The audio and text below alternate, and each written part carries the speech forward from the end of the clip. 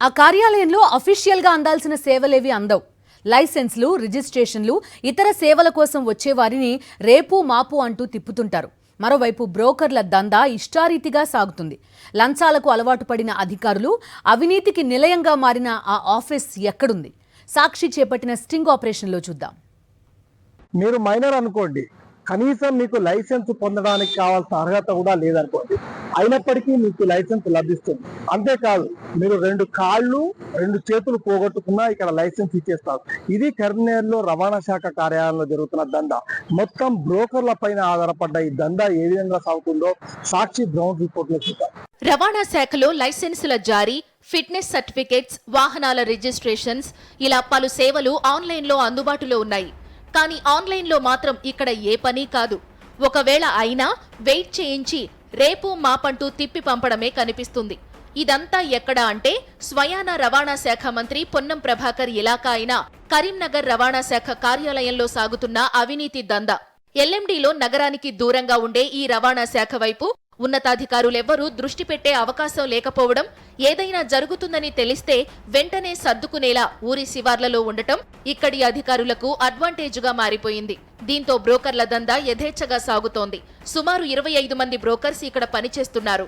ఉదాహరణకు లెర్నింగ్ లేదా permanent licence జారీకి సర్కారీ రేటు 1900 రూపాయలైతే ఓ 200 ఎక్కువ ఇస్తే వికలాంగుడైనా లైసెన్స్ జారీ చేసేస్తారు.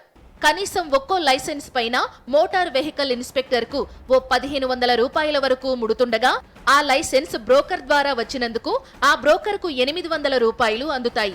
ఇక 2 వీలర్ రిజిస్ట్రేషన్ కు ఎలాంటి ఫీజు లేకపోయినప్పటికీ 400 రూపాయలు ముట్టజెప్పాల్సిందే. కరీంనగర్ ఉమ్మడి జిల్లాలో ప్రైవేట్ స్కూల్ బస్సులు కనీసం 2000కు పైగా ఉండగా, వాటి ఫిట్నెస్ కోసం ఒక్కో బస్సుకు కనీసం 3000 రూపాయలు ముట్టజెప్పాల్సిందే. ఇదిగో ఈ ఫియట్ కారు ఎప్పుడో 90లలోది. అయూబ్ అనే ఇతను ఈ కారును ఫిట్నెస్ సర్టిఫికెట్ కోసం కరీంనగర్ రవాణా శాఖ కార్యాలయానికి తీసుకొచ్చాడు. 3000 ఇస్తే మొత్తం పనైపోతుందంటూ బ్రోకర్స్ సెలవిచ్చారు. ఇక్కడ లైసెన్స్ జారీ చేసే ముందు నిబంధనల మేరకు వెహికల్ రివర్స్ తీసుకోవడం, కొండపైకి ఎక్కించగలగడం, నెంబర్ 8 షేప్లో ట్రిప్పులు వేయడం ఇవన్నీ చేయించేందుకు పెద్ద ట్రాక్ నిర్మించినా దాన్ని అసలు వాడటం లేదు ఇక్కడి అధికారులు. రోజుకు సుమారు 2 నుంచి 3 లక్షలకు పైగా మామూళ్ల రూపంలో వసూళ్లు చేస్తూ జోరుగా అవినీతి దందా చేస్తున్నారు.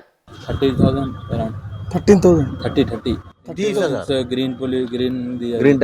గ్రీన్ ట్యాక్స్ మళ్ళీ దీని ఫీజు, ఇన్సూరెన్స్, పొల్యూషన్ అంత కలిపి ఎంత చెప్పారు? 30,000 దగ్గర వస్తాయని చెప్పిండు. ఇంకా కాలే కదా. బ్రోకరా? తమ దుకాణాల్లో బ్రోకర్లు యథేచ్ఛగా డబ్బులు తీసుకుంటూ కనిపిస్తారు. కార్యాలయంలో కనిపించాల్సిన స్లాట్ బుకింగ్ దరఖాస్తులు పట్టుకుని బేరాలాడతారు. అన్నంత ఇస్తే వెంటనే పనైపోతుంది. లేదంటే తిప్పి తిప్పి బండి అరిగిపోవాలే గాని లైసెన్స్ మాత్రం రాదు. మొత్తంగా కరీంనగర్ ఆర్టీఓ కార్యాలయం అంటే అక్రమ సంపాదనకు కేరాఫ్ గా మారింది. అవినీతి ఎంతగా వేళ్లూనుకుపోయిందో ఇక్కడి దందా చూసిన ఎవరైనా అర్థం చేసుకోగలిగే బహిరంగ రహస్యం. ఇలా ఉమ్మడి కరీంనగర్ జిల్లాలోని కరీంనగర్ తో పాటు అటు జగిత్యాల, పెద్దపల్లి జిల్లాల్లోనూ ఈ దందా విపరీతంగా జరుగుతున్నా పట్టించుకునే నాథులు లేరు. పర్యవేక్షించి శాఖాపరమైన చర్యలు తీసుకునేవారు లేరు. పైసా పేకో తమాషా దేకో, ఇది రవాణా శాఖ మంత్రి ఇలాకా రవాణా శాఖలో జరుగుతున్న అవినీతి దందా. దీన్నే సాక్షి టీవీ మీ ముందుంచే ప్రయత్నం చేసింది. కెమెరా పర్సన్ సతీష్తో రమణ, సాక్షి టీవీ, కరీంనగర్.